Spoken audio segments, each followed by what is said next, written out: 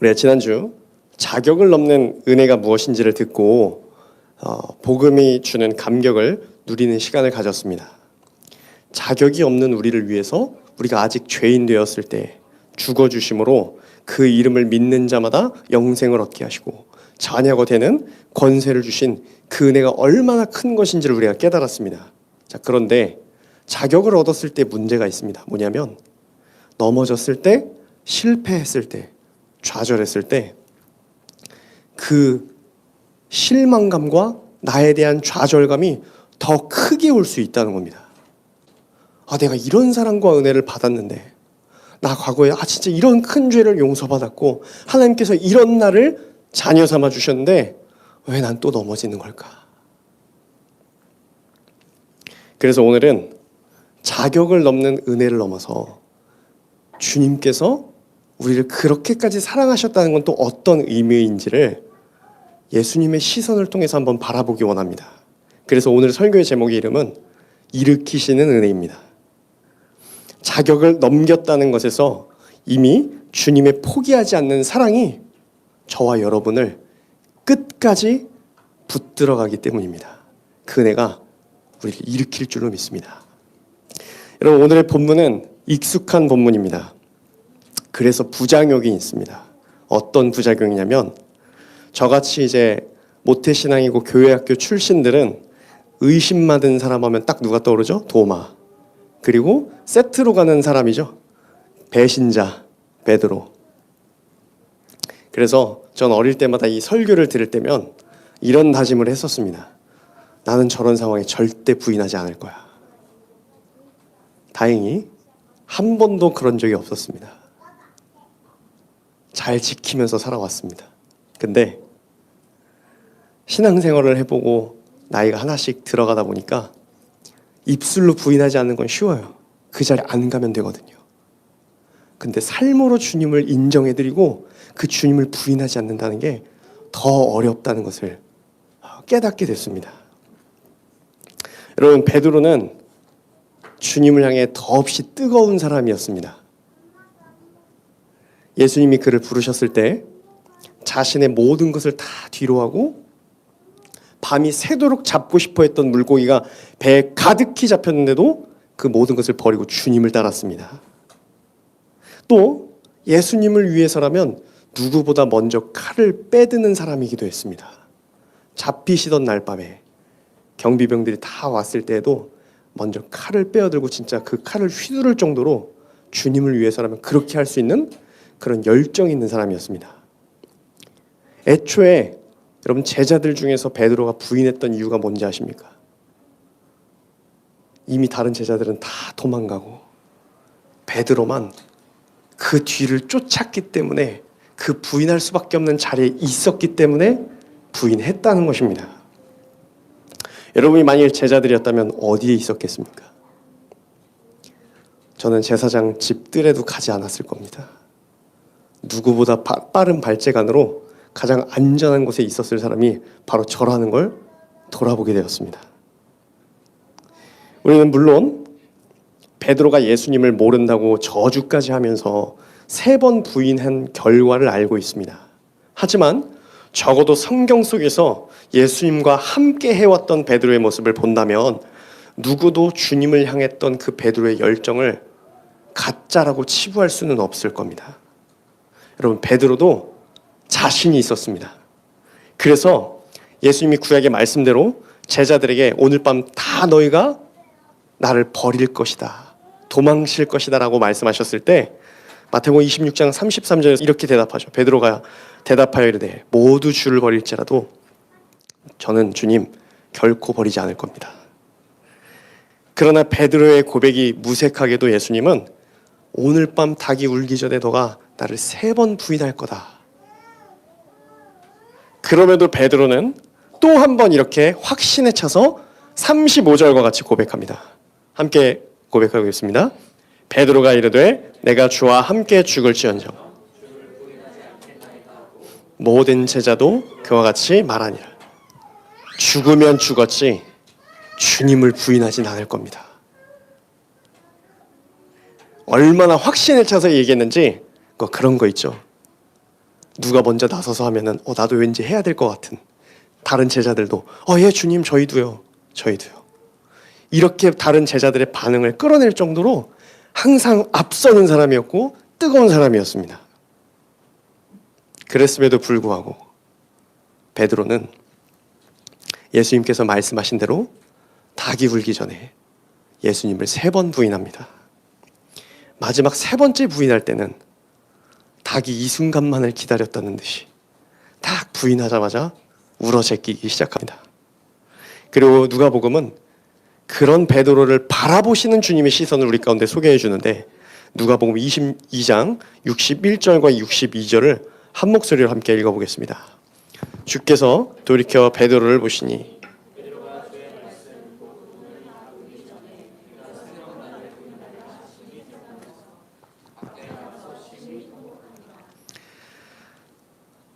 어느 때 듣던 닭 우는 소리였습니다. 그런데 그 익숙한 소리가 들릴 때 주님이 몸을 돌이켜 자신을 저주까지 하며 부인한 베드로를 쳐다보십니다. 이제야 베드로는 이거였구나. 난 절대 아니라고 생각했는데, 난 절대 죽기까지 주님을 따르겠다고 했는데 이렇게 되는 것이었구나. 그 후회가 차올라 절망의 눈물이 흐르기 시작합니다. 베드로에게 예수님은 전부였습니다. 자신의 모든 것을 뒤로하고 주님을 따랐기 때문입니다. 그런 주님을 저주까지 하며 부인했습니다. 즉 베드로는 자신의 전부를 부인한 것과 같았습니다. 한치의 거짓도 없는 진심이었습니다. 그런데 로마서 3장 10절의 말씀과 같이 의인은 없나니 하나도 없다는 그 말씀처럼 이렇게 뜨거웠던 베드로조차도 실패한다는 것을 성경은 우리에게 보여주고 있습니다. 이렇게 끝나면 절망이겠죠. 성경은 이런 베드로를 어떻게 일으키시는지를 우리에게 보여줍니다. 실패한 베드로는 자신에게 가장 익숙한 곳으로 향합니다. 바로 갈릴리 바다입니다. 어쩌면 그에게는 절망의 바다였을 겁니다. 사람을 낚는 어부가 되게 하시겠다며 예수님의 부름을 받았던 곳이 바로 이곳이었습니다. 빈 그물을 길어 올릴 때마다 처음 예수님께 부름받았던 그날이 계속 떠오르고 그 감격이 떠오름과 동시에 내가 이런 감격으로 주님을 따랐는데 왜 나는 이걸 다 놓쳐버렸을까? 자신의 모습과 계속 대조되면서 처참하게 침몰해가고 있었는지 모르겠습니다. 심지어 같이 있었던 다른 제자들도 나 어부 일 할 거야. 우리도 같이 갈게. 몇몇이 이렇게 따라왔는데 이 모두가 베드로가 난 죽기까지 주님을 따르겠습니다. 이 고백을 들었던 사람들이고 그 고백 때문에 우리도 주님 끝까지 따르겠습니다 라고 말했던 사람들이니 내 고백을 다 들었던 사람들 앞에서 실패한 내 모습을 보이는 것이 얼마나 처절했을까요? 물론 똑같이 주님을 배신하고 도망친 사람들이었지만 이런 내 고백을 다 아는 그들이 내 도망친 모습까지 아니 얼마나 수치스러웠겠습니까? 여러분 주변에도 이런 절망에 빠진 사람들이 있진 않습니까? 나 자신일지도 모르겠습니다. 이런 사람들은 어떤 격려로도 일어나지지 않습니다. 사람의 말이나 어떤 말로 위로로도 일어나지지 않습니다. 실패와 절망이 큰 돌멩이처럼 그 가슴에 자리 잡고 있기 때문입니다. 베드로가 바로 이와 같았습니다. 살아있었지만 그물을 던지고 있었지만 기계적이었고 죽은 자와 같았습니다. 자, 이렇게 베드로의 시선으로 실패와 절망을 들여다봤습니다. 여러분 그렇다면 이런 실패한 베드로, 죽어가는 베드로를 주님은 어떻게 바라보셨을까요? 요한복음 21장은 예수님의 나타나심으로 시작하고 있습니다. 제가 읽어드리겠습니다. 그 후에 예수께서 디베랴 호수에서 또 제자들에게 자기를 나타내셨으니 나타내신 일은 이러하니라. 나타내셨다. 기가 막히는 애이지 않습니까? 쓰러져 있고 더 깊은 곳으로 침잠해가는 베드로에게 주님이 나타내 주십니다. 완전히 넉다운되어 있었던 베드로에게 찾아와 주신 것입니다. 여러분, 이런 상상을 해보셨습니까?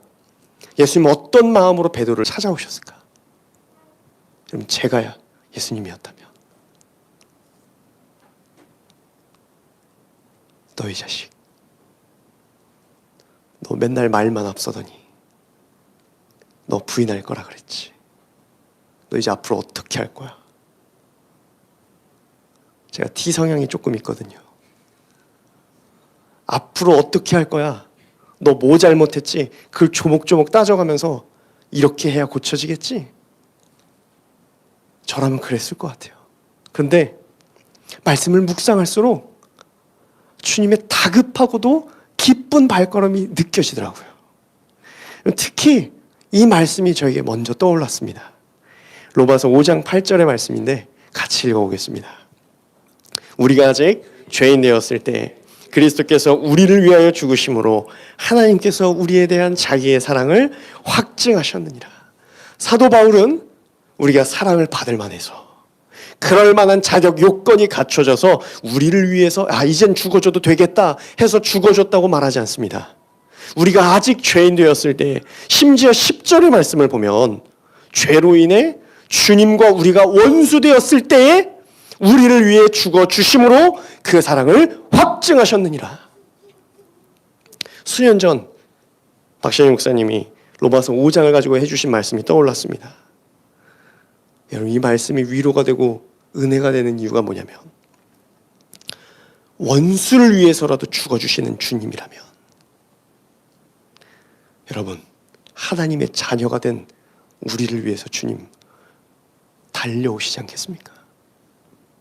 원수를 위해서도 죽어주는데, 자녀가 넘어져 있는 모습을 보면 달려와서 얼른 일으켜주고 싶은 것이 우리 하나님 아버지의 마음이 아니겠습니까? 그래, 여러분, 베드로에게 나타나신 주님의 모습은 어떤 모습이었겠습니까? 제가 아까 이야기한 것처럼 거봐, 너 넘어질 줄 알았어. 어떻게 할 거야 앞으로? 이 마음이 아니라, 죄를 추구하러 온 것이 아니라 넘어진 제자, 그 베드로를 일으키기 위한 주님의 다급한 발걸음이지 않았겠습니까? 여러분, 이런 마음으로 주님께서 우리에게 오늘도 찾아와 주실 줄로 믿습니다. 우리가 예배를 드리러 온 줄 알았으나 이미 이 자리에 미리 앉아 계셔서 우리의 예배를, 자녀의 예배를 받고자 하는 그 설레이는 마음으로 이미 이 자리에 앉아 계시는 분이 우리 주님이신 줄로 믿습니다. 한편 여러분, 예수님이 찾아오는 시점이 참 재밌습니다. 이런 마음이라면 얼른 오셔야죠. 전 또 성격이 조금 급하거든요. 어머니를 닮아서. 저였으면 돌무덤이 굴러가자마자 얼른 가서 일으켰을 것 같아요. 야, 베드로야, 너 그때 부인했지? 아니야, 나 살아났어. 저는 얼른 갔을 것 같아요. 근데 예수님은 언제 나타나시냐면, 갈릴리, 그리고 그가 어부일을 하고 있을 때 주님이 나타나십니다. 예수님의 찾아오신 이 타이밍을 보면 그 깊은 주님의 섬세함에 감탄하게 됩니다. 밤이 새도록 물고기를 잡지 못했던 제자들을 위해서 숯불을 피워두시고 아침을 준비해 두십니다. 처음 베드로를 제자로 부르셨을 때 그 장면과 똑같죠. 그때도 물고기를 한 마리도 못 잡았습니다. 그때도 주님의 말씀에 의지해서 그물을 던졌더니 배가 가득하게 잡혔었죠. 주님을 향한 첫 불씨가 지펴졌던 그때처럼 주님은 꺼져 있는 불씨를 밝히러 다시 오셨던 겁니다. 하지만 예수님은 강렬했던 불씨가 확 사그라들었던 그 실패의 자리로도 베드로를 부르십니다. 바로 예수님을 3번 부인했던 자리입니다. 주님은 실패한 베드로에게 또다시 숯불을 준비하십니다. 요한복음 21장 9절의 말씀 함께 읽어보겠습니다. 육지에 올라보니 숯불이 있는데 그 위에 생선이 놓였고 떡도 있더라. 이 숯불은 베드로가 예수님을 부인했던 곳에도 있었습니다. 베드로는 자신에게 예수의 제자가 아니냐 물었던 사람들과 함께 숯불을 쬐고 있었는데 요한복음 18장 18절을 보면 날이 추워서 종들과 경비병들이 숯불을 피워놓고 서서 불을 쬐고 있는데 베드로도 그들과 함께 서서 불을 쬐고 있었다. 개역개정에선 단순히 불이라고 되어 있지만 다른 번역본과 그리고 원어 성경을 보면 숯불이라는 단어를 그대로 사용하고 있습니다. 이처럼 주님이 그 숯불이 있는 곳에서 요한의 아들 시몬아야, 내가 나를 다른 사람들보다 사랑하느냐 물으십니다. 그렇게 3번의 아주 간단한 질문은 너 나를 사랑하느냐? 베드로는 괴로웠을 겁니다. 그 현장과 같은 온기와 숯불이 타는 소리와 냄새까지도 똑같은, 그리고 내가 부인했을 때 쳐다봤던 그 주님이 똑같이 자기를 쳐다보시며 너가 나를 사랑하느냐? 사실 여러분, 예수님은 베드로가 얼마나 자신을 사랑하는지를 알고 계셨습니다. 그 모습을 요한복음 21장에서 찾아볼 수 있는데 같이 한번 읽어보겠습니다. 요한복음 21장 7절의 말씀입니다. 시작. 예수께서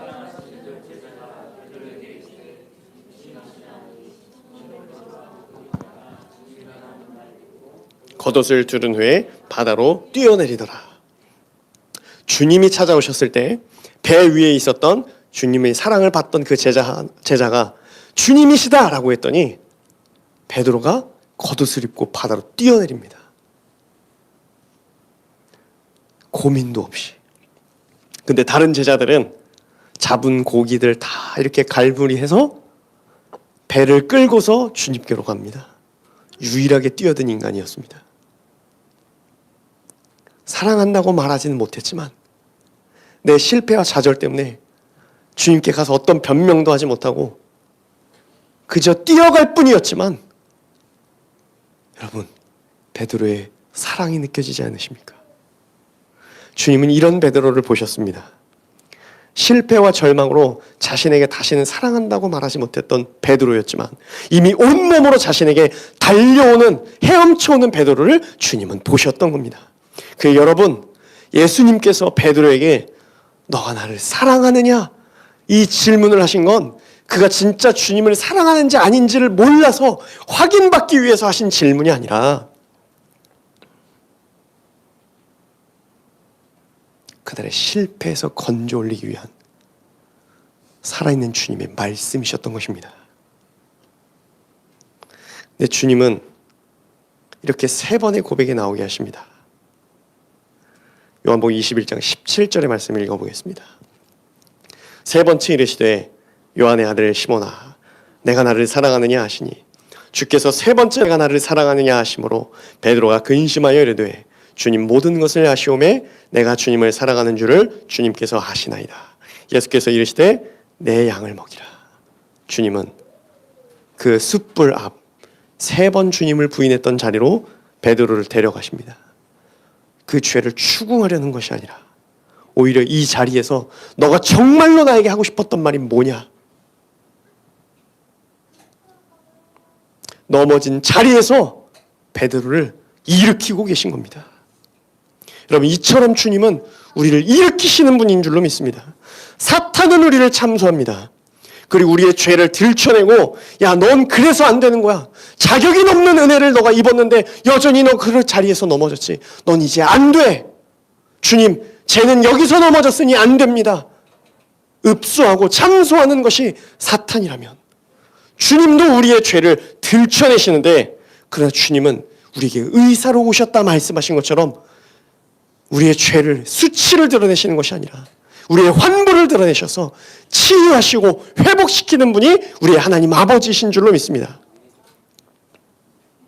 여러분, 우리의 문제가 들춰졌을 때, 우리의 실패 앞에 섰을 때 그 사탄의 참수 앞에 넘어지는 것이 아니라 우리를 고치실 수 있는 그 유일한 주님께로 달려갈 수 있는 저와 여러분이 되기를 진심으로 축원합니다.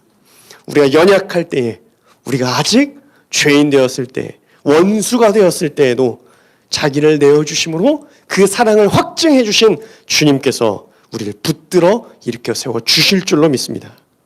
그런데 한편 주님은 왜 밤이 새도록 물고기를 잡지 못했던 이 날 밤에, 이 밤이 샌 그날에 베드로에게 찾아오셨을까요? 베드로는 실패와 절망 때문에 눈이 가려져 보지 못한 것이 있었습니다. 근데 예수님은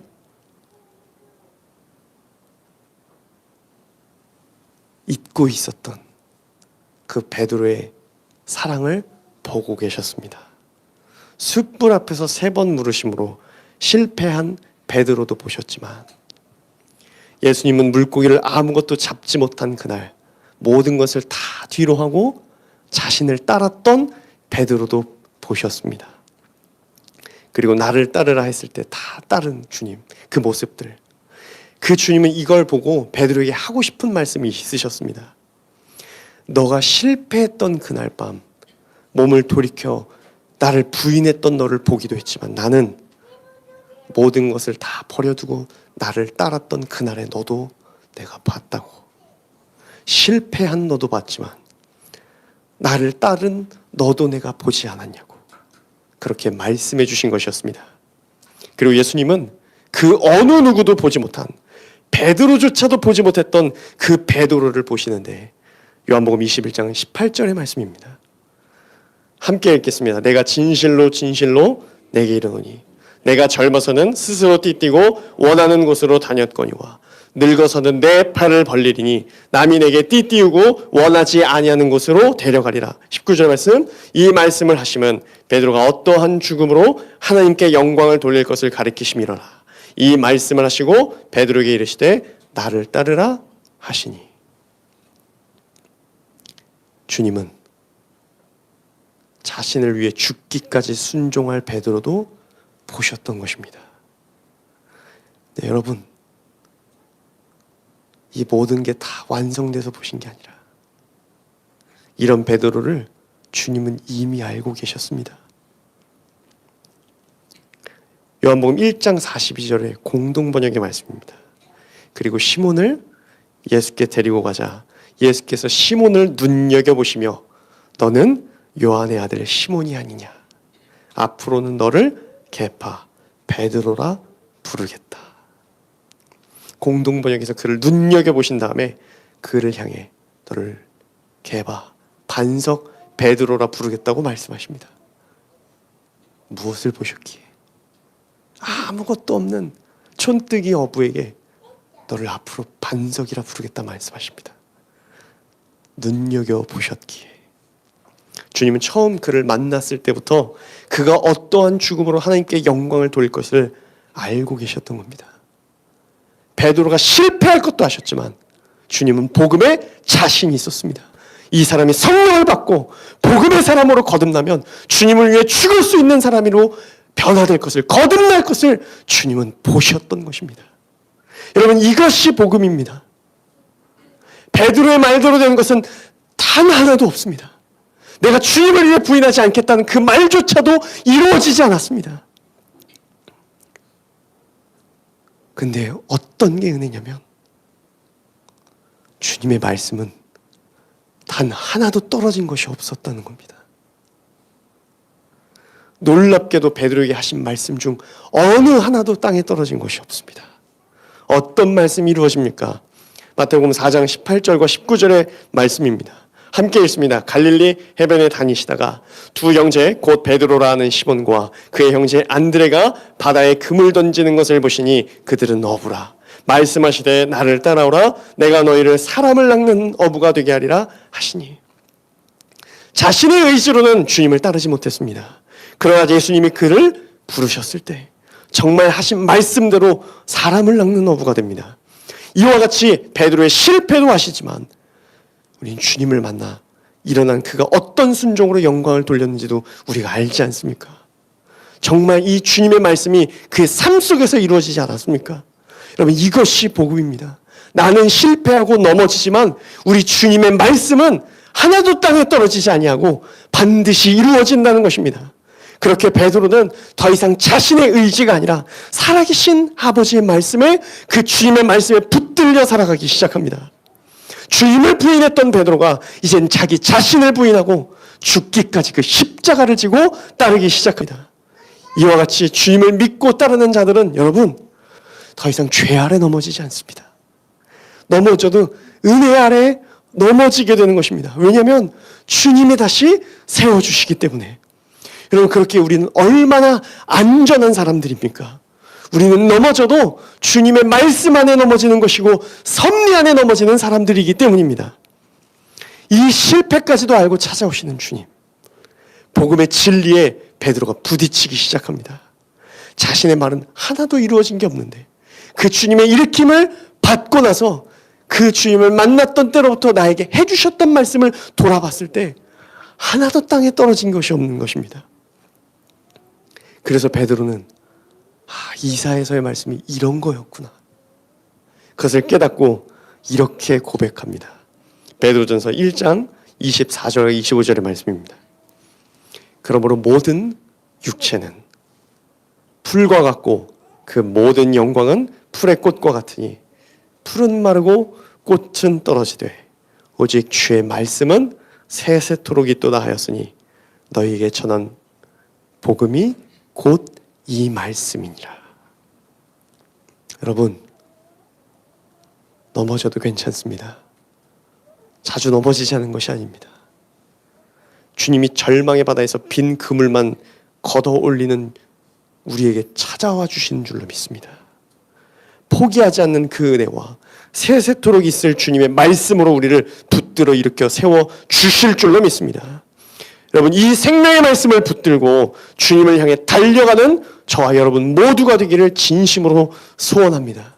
그리고 이 말씀이 우리를 붙들고 세우시고 회복시키는 것을 우리가 경험함으로 말미암아 베드로와 같이 절망 가운데 있는 이들에게 찾아가, 그래, 우리의 고백은 넘어지고 실패하지만 주님의 말씀은 끝까지 우리를 붙들어 날 이렇게 세우지 않았냐 고백하고 또 다른 이들을 세웠던 베드로와 같이, 여러분, 주님의 은혜로 일으켜진 받은 우리가 넘어진 이들을 일으키는 기쁨 가운데 참여하게 될 줄로 믿습니다. 아멘. 우리의 의와 주님을 향한 우리의 업적들이나 우리가 드렸던 모든 순간들이 내 신앙을 붙들어가는 줄 알았는데 주님 아니었습니다. 주님의 은혜가 우리를 붙들어가는 것인 줄로 다시 한 번 더 깨닫게 됩니다. 주님, 그래, 베드로를 일으키셨던 것처럼 우리 넘어진 심령도 일으켜 세워주시오며 또 이 믿음의 여정을 걸어갈 때마다 주님만을 붙들고 달려갈 수 있는 힘과 능력을 저희 가운데 더하여 주시옵소서. 그로 말미암아 더 이상 베드로가 넘어지지 아니하고 그 믿음의 선한 경주를 다 마치기까지 달려갔던 것처럼 주님, 저희도 그런 주님을 향해 달려가는 기쁨이 있게 하여 주시옵소서. 또한 주님, 그대로 우리가 일으켜짐 받은 바 되어 우리도 이 베드로 전서에서 베드로가 넘어진 영혼들을 일으켜 세웠던 것처럼 우리 교회가 이런 일들을 감당할 수 있도록 인도하여 주셨고, 넘어진 심령들, 잃어버린 심령들이 주께로 돌아오는 기쁨 가운데 우리가 참여할 수 있도록 함께하여 주시옵소서. 성령 하나님께서 저를 이렇게 붙드시고 인도하여 주시고 함께하여 주실 줄로 믿습니다. 이제는 영원한 생명의 길을 예비하신 우리 주 예수 그리스도의 크신 은혜와 우리를 끝까지 포기하지 아니하시는 아바 아버지의 말로 다할 수 없는 사랑하심과 이 은혜와 사랑을 영원토록 붙들어가도록 우리를 위하여 말할 수 없는 탄식으로 간구하시는 성령님의 내주 역사 교통하심이 이젠 나의 어떤 것이 아니라 영원토록 세세토록 있을 주님의 말씀을 붙들고 세상 가운데 주님을 사랑하는 마음으로 달려가기로 결단하는 우리 은혜강 모든 성도들 머리 위에 이제로부터 영원토록 함께하여 주시기를 간절히 축원하옵나이다. 아멘.